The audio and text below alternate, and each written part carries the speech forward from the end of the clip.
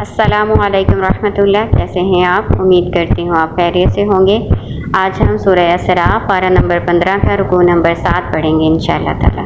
शुरू करते हैं अल्लाह के नाम से। अऊज़ु बिल्लाहि मिनश शैतानिर रजीम, बिस्मिल्लाहिर रहमानिर रहीम। व इज़ कुल्ना लिल मलाइकति इसजुदू लि आदम फसजदू इल्ला इब्लीस। वइज़कुल्ना और जब हमने कहा लिल मलाइकति फरिश्तों से उसजुदू सजदा करो लि आदम अलैहिस्सलाम को, फसजदू पस उन्होंने सजदा किया, इल्ला सिवाय इब्लीस के। क़ाला अस्जुदु लिमन खलक़्ता तीना, उसने कहा क्या मैं सजदा करूं उसे जिसे तूने पैदा किया मट्टी से। अल्लाह ताला यहाँ पे इब्लीस का और आदम अलैहिस्सलाम का वाक़या बयान कर रहे हैं जो सूरत बकरा में आप तफसील से पढ़ चुके हैं। आदम अलैहिस्सलाम को अल्लाह ताला ने जब बनाया तो उनकी इल्मी बरतरी के बिना पर अल्लाह ताला ने फरिश्तों से उन्हें सजदा करवाया था। इब्लीस भी चूँकि उस महफिल में शामिल था, यानी ऊपर जाने की उसको इजाज़त थी और वो भी उस वक्त फरिश्तों में मौजूद था, तो उसे भी साथ सजदे का हुक्म था, लेकिन उसने इनकार कर दिया और उसने ये वजह बताई कि मैं उसको सजदा करूं जिसे तूने मट्टी से पैदा किया। गोया उसने मट्टी को हकीर जाना और अपने आप को बड़ा समझा, तकब्बर किया और सजदा करने से इनकार कर दिया। क़ाल अरअयतक हाज़ल्लज़ी कर्रमता अलैया लइन अख़्ख़रतनी इला यौमिल क़ियामति लअहतनिकन्न ज़ुर्रियतहु इल्ला क़लीला। क़ाल शैतान ने कहा अरअयतक भला बतला तू, हाज़ल्लज़ी ये वो जिसको, कर्रमता तूने इज़्ज़त बख्शी है, अलैया मुझ पर, यानी मेरे मुकाबले में जिसको तूने इज़्ज़त बख्शी है, लइन अख़्ख़रतनी अलबत्ता अगर तूने मुझे मोहलत दी, इला यौमिल क़ियामति क़यामत के रोज़ तक, लअहतनिकन्न तो ज़रूर मैं जड़ काट दूँगा, ज़ुर्रियतहु इसकी औलाद की, इल्ला क़लीला मगर बहुत थोड़े। शैतान ने अल्लाह ताला से ये कहा था कि अगर आपने मुझे मोहलत दी, यानी मुझे मौत ना आई, अगर आपने मेरी उम्र दराज की ना, मैं इसकी सारी औलाद को बहका दूंगा और अपने पीछे लगा के जहन्नम में ले जाऊंगा, सिवाय थोड़े से लोगों के। आहतानी करना जड़ से काट देना, यानी मैं इसकी सारी औलाद को गुमराह कर दूंगा और जहन्नम में ले जाऊंगा। क़ाल अज़हब फ़मन तबिअक मिनहुम फ़इन्न जहन्नम जज़ाउकुम जज़ाअम मग़फ़ूरा। अल्लाह ताला ने कहा इज़हब जा, फ़मन पस जो, तबिअक तेरी पैरवी करेगा, मिनहुम उनमें से, फ़इन्न जहन्नम पस बेशक जहन्नम, जज़ाउकुम सज़ा तुम्हारी, जज़ाअम मग़फ़ूरा सज़ा या बदला पूरा पूरा।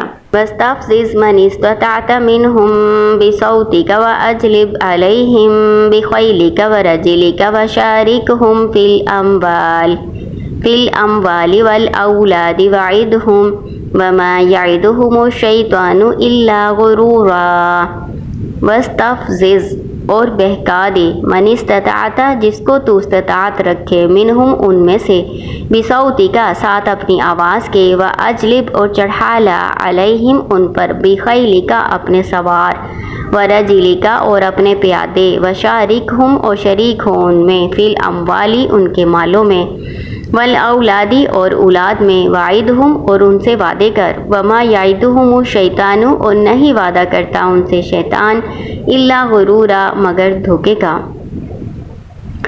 अल्लाह ताला इसमें बयान करते हैं कि अल्लाह ताला ने शैतान को खुली छुट्टी दे दी है और इसमें क्या क्या बातें अल्लाह ताला ने बयान की हैं। वस्तफ़्ज़िज़ मन इस्तताअत मिनहुम बिसौतिक और बहका दे जिसको तू इस्तात रखे उनमें से साथ अपनी आवाज़ के, यानी शैतान की आवाज़ भी होती है जिसके साथ वो लोगों को गुमराह करने का काम करता है। अब आप सोचेंगे कि शैतान की आवाज़ क्या है। शैतान की आवाज़ से मुराद उसकी पुरफरेब दावत, यानी अपनी तरफ वो किस तरह से वसवसों के ज़रिए से, ख़यालात के ज़रिए से या चिकनी चुपड़ी बातों के ज़रिए से लोगों को गुमराह करने का काम करता है। तो इस तरह एक तो ये बातें हो गई जो नहायत खूबसूरती से वो लोगों के सामने बयान करता है, गुनाहों को सजा के पेश करता है, जिसकी वजह से लोग गुनाहों में मुब्तला हो जाते हैं। इसके अलावा उसकी आवाज़ से मुराद मौसीकी, गाने और दूसरे मौसीकी के आलात, ये सारे इसके आवाज़ में शामिल हैं। व अजलिब अलैहिम बिखैलिका व रजिलिका और चढ़ाला उन पर अपने सवार और प्यादे। शैतान के सवार और प्यादे क्या होते हैं? ये उसके लश्कर हैं, जो जिन्नों में से भी हैं और इंसानों में से भी। जो जिन्नों में से उसके लश्कर है ना, उसको यहाँ पे खैल कहा गया है, सवार। यानी वो बहुत जल्दी शैतान के साथ शामिल हो जाते हैं, क्योंकि जो जिन हैं वो आग के बने हुए हैं, तो उनके अंदर ये चीज़ ज़्यादा है। इंसान मिट्टी से बना है। इंसानों को अल्लाह ताला ने यहाँ पे रजीले का प्यादे से तशबीह दी है, यानी शैतान के लश्करों में जितने जिन और इंसान हैं ना, उनको भी साथ में ला लो और साथ में ला के तो लोगों को गुमराह कर लो। तो ये लोग क्या करते हैं? ये लोग शैतान का ही काम करते हैं। जैसे शैतान लोगों को गुमराह करता है ना, अपनी चिकनी चुपड़ी बातों से और अपनी आवाज़ के ज़रिए से या इस तरह के और ख़यालात के ज़रिए से, तो इसी तरह का काम जो है ये जिन और शयातीन भी करते हैं। जिन और इंसान ये दोनों ही शयातीन का काम आसान करते हैं और इनके शैतान के साथ मिलके लोगों को गुमराह करने का काम करते हैं। माल में शैतान की शिरकत का मतलब ये है कि हराम ज़रिए से माल कमाना और गलत जगह पर उसको खर्च करना। इसी तरह मवेशी जो माल की हैसियत रखते हैं उनको बुतों के नामों पर वक्फ कर देना और इल्ज़ाम अल्लाह पे लगाना कि अल्लाह ताला ने हमें इस बात का हुक्म दिया है। जैसे कुफार बहेरा, साहिबा और हाम ऊँट होते थे, इनको बुतों के नामों पर वक्फ किया करते थे। इसके अलावा औलाद में शिरकत का यहाँ जिक्र किया गया है। औलाद में शिरकत का मतलब ये होता है कि अल्लाह ताला ने औलाद दी है, लेकिन किसी और की तरफ मंसूब करना कि कोई और भी औलाद देने का अख्तियार रखता है। इसी तरह औलाद का शिरकिया नाम रखना, जैसे अब्दुल्ला, अब्दुलउज़्ज़ा कुफ़ार रखा करते थे। आज भी इस तरह के कई नाम मशहूर हैं। फिर इसके अलावा औलाद को तंगदस्ती के खौफ से कत्ल कर देना या बेटियों को ज़िंदा दरकोर करना, ये सब शैतानी काम है। शैतान ने उनको बेटियों को दरकोर करना और इसी तरह अपनी औलाद को तंगदस्ती की वजह से कत्ल करना खुशनुमा बना के दिखाया हुआ है। वो इस काम को बुरा ही नहीं समझते। इसके अलावा अपनी औलाद की गलत तरबियत करना, उन्हें बुरे अखलाक और किरदार सिखाना और औलाद को मजूसी, यहूदी और नुसरानी बनाना, ये सारे काम शैतानी काम हैं। और शैतान ने कहा है कि मैंने इनको ज़रूर गुमराह करना है, अपने पीछे लगा के लेके जाना है जहन्नम में। तो हमें इन सब बातों से बचना चाहिए। इसके अलावा बग़ैर मसनून दुआ पढ़े बीवी के पास जाने से भी शैतान की शिरकत हो जाती है। लिहाजा इन सब बातों से अहले ईमान को परहेज़ करना चाहिए और बचना चाहिए। फिर इस आयत में शैतान के वादे का जिक्र किया गया है। शैतान का वादा क्या होता है? और इसको धोखा भी कहा गया है। तो धोखे का मतलब ये कि गलत काम को मुज़य्यन करके दिखाना, ऐसे ही उसको सजा के पेश करना कि वो गलत ही ना लगे, अच्छा और दुरुस्त लगे। तो शैतान इंसान के साथ जो वादे करता है वो झूठे और फरेब वाले हैं। वो खुद इस बात का इकरार कर लेगा रोज़े क़यामत और कुफ़ार और गुनहगारों को कहेगा कि अल्लाह ताला ने तो तुमसे सच्चा वादा किया था और मैंने तुमसे धोखे का वादा किया था। यानी वो लोगों को उनकी आरज़ुएँ जो हैं वो दिखाता है, तमन्नाएँ दिलाता है और लोगों को फरेब में मुब्तला किए रखता है, यहाँ तक कि उनको जहन्नम में जा दाखिल करेगा। इन्ना इबादी लैसा लका अलैहिम सुल्तान वकफ़ा बिरब्बिका वकीला। इन्ना बेशक इबादी मेरे बंदे, लैसा नहीं है लका तेरे लिए, अलैहिम उन पर, सुल्तान कोई गलबा कोई ज़ोर, वकफ़ा बिरब्बिका वकीला और काफ़ी है रब आपका कारसाज, निगरानी करने वाला, हिफाजत करने वाला। अल्लाह ताला कहते हैं कि मेरे बंदे जो मेरे ख़ास बंदे हैं उन पर तेरा कोई ज़ोर नहीं चलेगा। इससे मालूम होता है कि अल्लाह के ख़ास बंदों को शैतान बहका नहीं सकता, उनको अपने पीछे लगा के गुमराह नहीं कर सकता, उनके साथ फरेब वाले वादे नहीं कर सकता, क्योंकि अल्लाह उनका कारसाज है, निगरान है, हिफाजत करने वाला है। तो अल्लाह ताला के ख़ास बंदे कौन होते हैं? जिन पर शैतान का ज़ोर नहीं चलता। तो अल्लाह ताला के ख़ास बंदे कौन हैं? जिन पर शैतान का ज़ोर नहीं चलता। अल्लाह ताला के ख़ास बंदे वो हैं जो अल्लाह ताला की बात मानते हैं, नमाज़ पढ़ते हैं, अल्लाह ताला की पनाह में आते हैं, दुआ और अज़कार के ज़रिए से अल्लाह की पनाह हासिल करते हैं। इसके अलावा दुआएं पढ़ते हैं, हर काम करने की दुआएं हमें सिखाई गई हैं। अगर दुआ नहीं भी आती तो कम से कम हर काम शुरू करने से पहले बिस्मिल्लाह तो ज़रूर पढ़ लें, क्योंकि शैतान की हर तदबीर, चाल और फरेब अल्लाह के नाम के आगे बेकार हो जाता है और कोई नुकसान नहीं पहुंचा सकता। तो इससे मालूम होता है कि अल्लाह के ख़ास बंदे अल्लाह ताला की पनाह में आने की कोशिश करते रहते हैं, अल्लाह से पनाह तलब करते रहते हैं, तो अल्लाह ताला भी उन्हें भी पनाह और तहफ़्फ़ुज़ फराहम करते हैं और अपने ख़ास बंदों को शैतान के बहकावे से बचाते हैं। रब्बुकुमुल्लज़ी युज़्जी लकुमुल फुल्का फ़िल बहरि लितब्तगू मिन फ़ज़लिही इन्नहु काना बिकुम रहीमा। रब्बुकुम रब तुम्हारा, अल्लज़ी वो जो युज़्जी चलाता है, लकुम तुम्हारे लिए फुल्का कश्तियाँ, फ़िल बहरी समंदर में, लितब्तगू ताकि तुम तलाश करो, मिन फ़ज़ली उसके फ़ज़ल में से, इन्नहु काना बिकुम रहीमा बेशक वो तुम पर बहुत मेहरबान है, बहुत रहम करने वाला है। अल्लाह ताला अपनी कुदरत की निशानी और अपनी रहमत बता रहे हैं कि अल्लाह ताला ने इंसान के लिए समुद्रों को ताबे कर दिया, उसके फरमाबरदार कर दिया।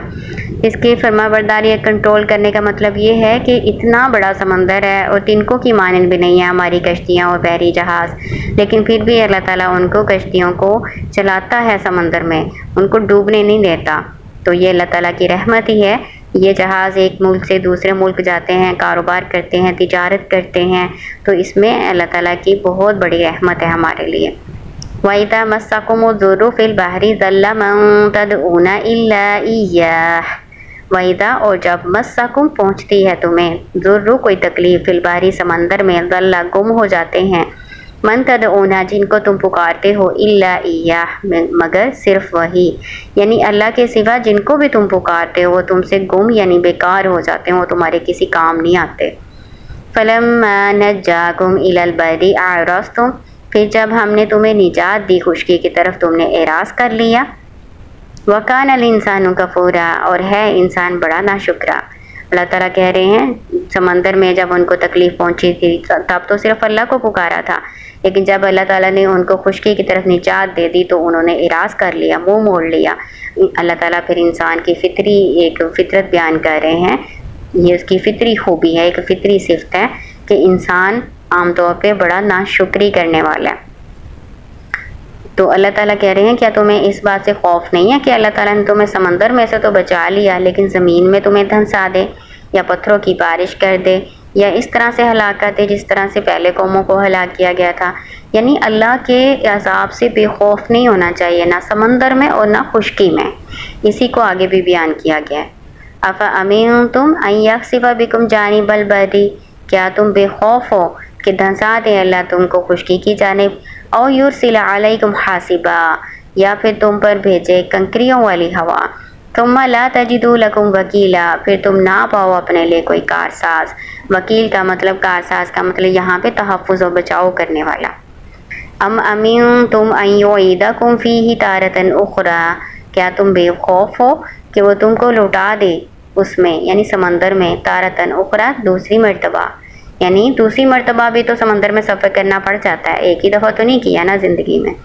फ़युरसिला अलैकुम क़ासिफ़म मिनर रिही फ़युग़रिक़कुम बिमा कफ़रतुम सुम्मा ला तजिदू लकुम अलैना बिही तबीआ, फिर वो भेजे तुम पर क़ासिफ़ा तोड़ फोड़ देने वाली। कासिफ़ ऐसी हवा को कहते हैं जो इतनी तेज़ और तुंद होती है ना कि जो समुद्री कश्तियों को और जहाज़ों को तोड़ देती है और उनको डुबो देती है, इतनी तेज़ चलने वाली हवा।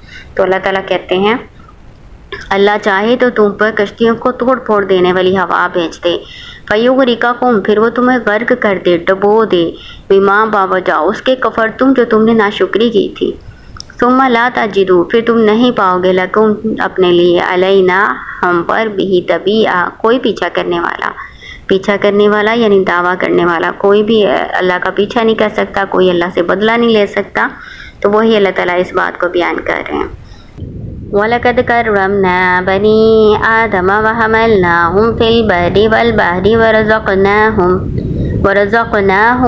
मिनत-तय्यिबाति व फ़ज़्ज़लनाहुम अला कसीरिम मिम्मन ख़लक़ना तफ़सीला।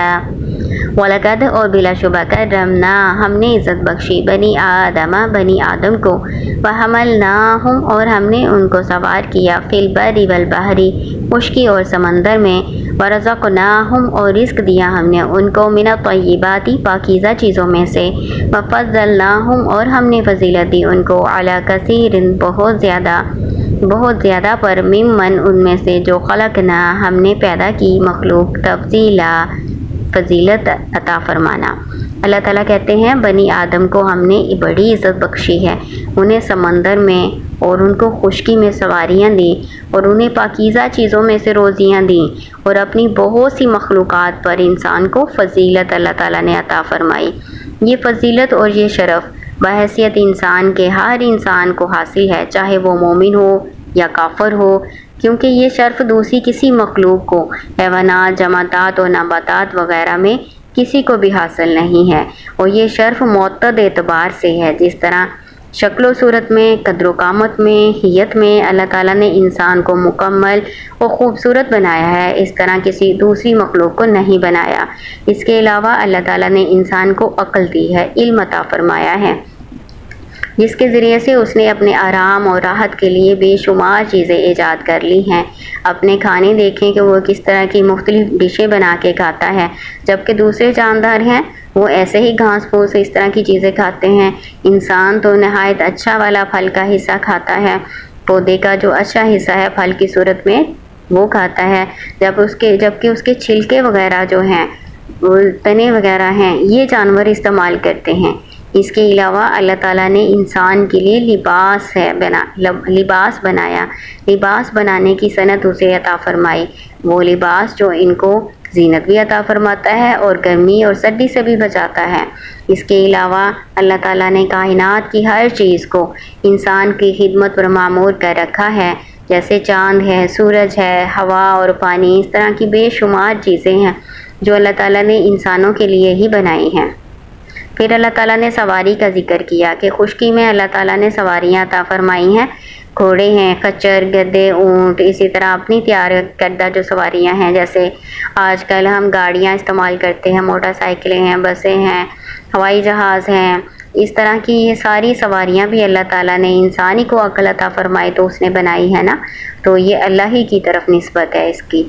फिर समंदर में सवार किया, समंदर में आपको पता है बहरी जहाज़ और कश्तियाँ वगैरह चलती हैं जिन पे वो सामान अपने ले जाता है और तिजारत करता है और नफ़ा कमाता है। इसके अलावा अल्लाह ताला फिर आखिर में फिर जिक्र कर रहे हैं कि अल्लाह ताला ने अपनी बहुत सी मखलूक़ात पर इंसान को फजीलत अता फ़रमाई है, तो हमें भी अल्लाह ताला की नेमतों का शुक्रगुज़ार होना चाहिए, अल्लाह ताला का ज़ुबान से भी शुक्र अदा करते रहना चाहिए और अल्लाह ताला की अता करदा नेमतों को अल्लाह ताला के बताए हुए तरीके के मुताबिक ही इस्तेमाल करना चाहिए। अल्लाह का फरमाबरदार बंदा बन कर रहना चाहिए और उसकी नाफरमानी नहीं करनी चाहिए। यही उसकी अता करदा नेमतों का अमली तौर पर शुक्र हो सकता है।